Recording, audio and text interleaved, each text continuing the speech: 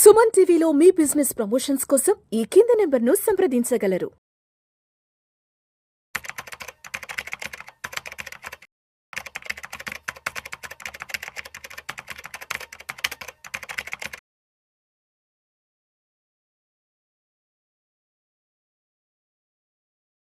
నమస్తే, welcome to Vishnu talks. నేను విష్ణు. ప్రస్తుతం మనతో పాటు AMFI registered mutual fund distributor వెల్ది చక్రధర్ గారు ఉన్నారు. వారితో మాట్లాడదాం.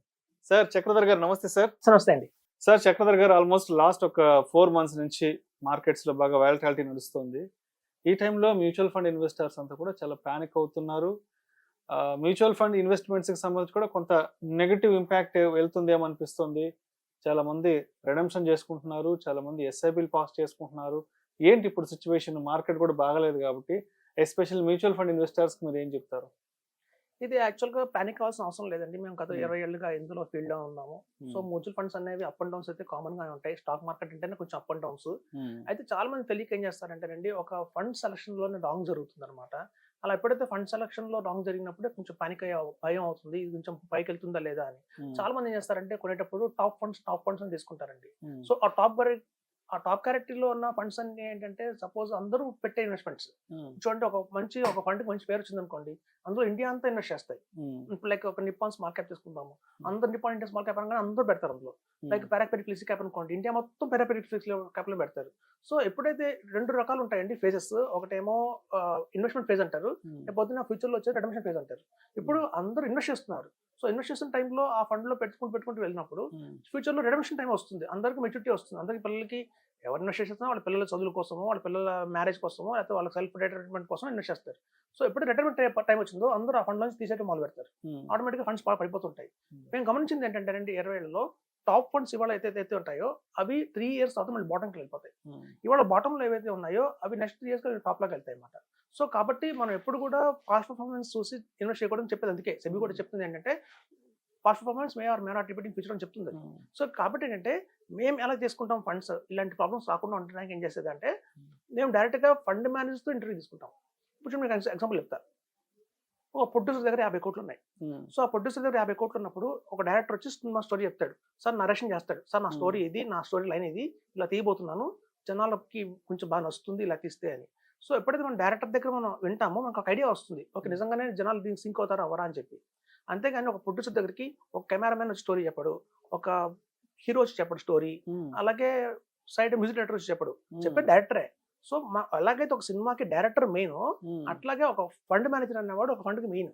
సో నేనేం చేస్తానంటే, సాధారణంగా మీరు అందరూ చేసే పొరపాటు ఏంటంటే, Nippon India small cap, SBI small cap, axis small cap, DSC small cap ఇలా కంపేర్ చేస్తారు. కానీ మేము అలా చేయం. ఎస్బీఐ స్మాల్ క్యాప్ రన్ చేసేది ఎవరు? ఆర్ శ్రీనివాసన్ ఉంటారు. ఆర్ శ్రీనివాసన్ దాని ఫండ్ మేనేజర్. సో అలా ఆర్ శ్రీనివాసన్ గారు మేము పిలుచుకొని వస్తాం. అలాగే డిఎస్పీని హ్యాండిల్ చేస్తుంది గివెన్ గాంధీ ఉంటాడు, ఆ గివెన్ గాంధీ మేము పిలుస్తాం. అలాగే యాక్సెస్ ని తేజస్ మేనేజ్ చేస్తాడు, తేజస్ ని పిలుస్తాం. ఇట్లా మేము ఫండ్ మేనేజర్ పిలుస్తాం, ఫండ్ పేరు కాదు. సో అలా ఫండ్ మేనేజర్లు ఎప్పుడైతే పిలిచి వాళ్ళతో మేము ఇంటర్వ్యూ తీసుకుంటామో అప్పుడు మాకు అర్థమవుతుంది, ఓకే ఈ ఫండ్ కరెక్ట్గా వెళ్తుందో మార్కెట్ లో నెక్స్ట్ రాబోయే 3 ఏళ్లలో ఒకవేళ మార్కెట్ పడ్డా కూడా మళ్ళీ పైకి వెళ్ళే అవకాశం ఉందా లేదా, ఈ స్కోప్ ఉందా లేదా ఈ ఫండ్ లో చూస్తాం. అలా ఎందుకు పాసిబిలిటీ ఉంటుందంటే, మనం నేషనల్ వైడ్ డిస్ట్రిబ్యూటర్స్ కాబట్టి. ఇది చూడండి, ఒక నార్మల్ గా ఒక ఇన్వెస్టర్ ఫోన్ చేస్తే ఫండ్ మేనేజర్ మాట్లాడదు, మనం కలవలేము వాళ్ళని. సో ఒక నేషనల్ వైడ్ డిస్ట్రిబ్యూటర్ దగ్గర ప్లస్ పాయింట్ ఏంటంటే, నేషనల్ వైడ్ డిస్ట్రిబ్యూటర్స్ ఏంటంటే ఆల్ ఓవర్ ఇండియాలో వాళ్ళ ప్రెసెన్స్ ఉంటుంది. దగ్గర 40 లక్షల మంది ఇన్వెస్టర్లు ఉంటారు. సో అందరూ కలిపి మనం ఎంత పూల్ చేస్తున్నాం అమౌంట్ అంటే 2 లక్షల కోట్లు పూల్ చేస్తున్నాం.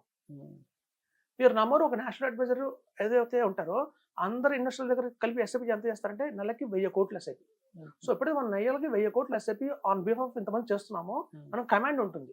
ఆటోమేటిక్గా ఫండ్ మేనేజర్ అంతా మన దగ్గరకు వస్తారు, వచ్చి వాళ్ళ ఫండ్ గురించి బాగా మనకు ఎక్స్ప్లెయిన్ చేస్తారు. సార్ మార్కెట్లో కరెక్షన్ వచ్చినా కూడా నా ఫండ్ నిలబడుతుంది, ఎందుకంటే నేను తీసుకున్న స్టాక్స్ ఇలాంటివి, ఎట్లాంటి బాటమ్ టైం అప్రోచ్ ఫాలో అవుతున్నా, టాప్ టు బాటమ్ అప్రోచ్ అవుతున్నాను, వాళ్ళు డెఫినెట్ స్ట్రాటజీస్ ఉంటాయి.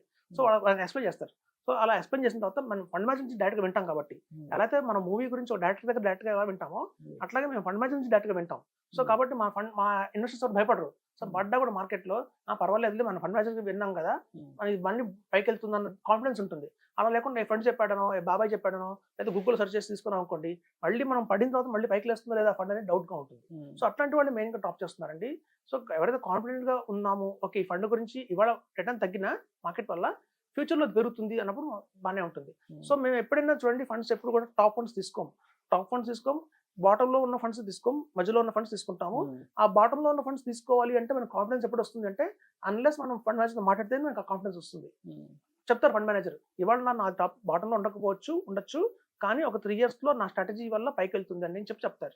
సో మనకు ఒక నిజంగా సింక్ అవుతుంది మార్కెట్ కి అంటే మాత్రం డెఫినెట్ గా మనం ఆ ఫండ్ తీసుకుంటాం. సో అన్లెస్ మనం ఫండ్ మేనేజర్తో మాట్లాడకపోతే మాత్రం ఆ కాన్ఫిడెన్స్ మనకు రాదు, మేము కూడా చెప్పలేము పబ్లిక్ కి. సో కాబట్టి ఇదండి, ఎవరైతే ఓన్లీ టాప్ రేటింగ్ చూసి 5 star రేటింగ్ చూసి ఎవరు చెప్పారని ఇన్వెస్ట్ చేసి బ్యాంక్ వాళ్ళు చెప్పారని ఇన్వెస్ట్ చేస్తే మాత్రం వాళ్ళు పానిక్ అవుతున్నారు తప్ప, ఎవరైతే ఫండ్ మేనేజర్తో డైరెక్ట్ గా మాట్లాడి ఇంటరాక్ట్ అయ్యి వాళ్ళ నుంచి మనం ఇన్పుట్స్ తీసుకున్న తర్వాత మనం ఇన్వెస్ట్ చేస్తే ఎట్లాంటి సిచ్యువేషన్స్ లో భయపడాల్సిన పని లేదండి, అవి డెఫినెట్ గా పర్ఫార్మ్ చేస్తాయని చెప్తున్నాను. సో ఇదండి స్ట్రాటజీ. ఎవరైతే ఫండ్ మేనేజర్స్ తో మాట్లాడి కనుక ఫండ్స్ తీసుకుంటే మాత్రం అదే క్వాలిటీగా ఉంటాయి, అవి ఎట్లాంటి మార్కెట్ కండిషన్స్ లోనే నిలబడతాయి, లాంగ్ రన్ లో మనకు వెల్త్ క్రియేట్ చేసి పెడతాయని చెప్తున్నాను. సో మరి ఇప్పుడున్న సిచ్యువేషన్స్ లో మరి ఎటువంటి డెసిషన్ మేకింగ్ తీసుకోవాలి అంటారు అసలు? సార్ చాలా మంది చేసే పెద్ద పొరపాటు ఏంటంటే ఫండ్స్ మారుస్తుంటారు. ఇప్పుడు టాప్ లో ఉన్న ఫండ్స్ ఒకప్పుడు టాప్ లో ఉన్నాయి కదా, ఇప్పుడు బాటంకి వెళ్ళిపోతున్నాయి, కంపేర్ టు అదర్ ఫండ్స్ కంటే చాలా డౌన్ లో వెళ్తున్నాయి అని ఆపేసి ఆ ఫండ్ మూవ్ అవుతుంటారు.